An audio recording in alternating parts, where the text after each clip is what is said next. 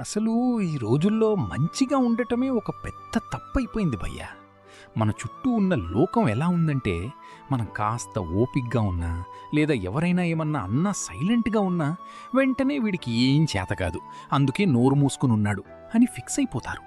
అంటే మన మంచితనం ఇప్పుడు ఒక గొప్ప గుణం కాదు, అదో చేతకానితనంలాగా చూస్తున్నారు.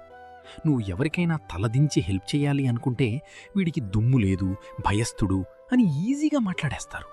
మన సంస్కారమే ఇప్పుడు మన బలహీనత అయిపోయింది.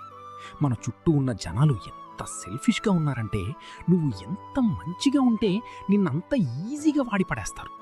అసలు ప్రతిరోజు మన విలువల్ని కాపాడుకుంటూ బ్రతకడమే ఒక పెద్ద సస్పెన్స్ థ్రిల్లర్లా అయిపోయింది.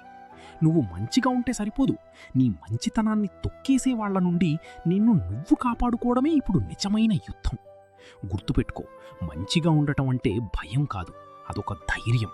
కానీ ఈ లోకం నిన్ను చేతకానివాడు అని ముద్ర వేసేస్తున్నప్పుడు నువ్వు ఎలా నిలబడ్డావు అన్నదే మ్యాటర్. మీరెప్పుడైనా ఇలాంటి సిచ్యువేషన్ ఫేస్ చేశారా? మీ మంచితనాన్ని ఎవరైనా చీప్గా చూసి తొక్కారా?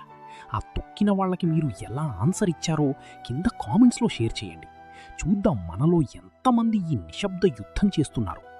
మంచితనం అంటే తల దించుకోవడం కాదు, అదొక స్టామినా.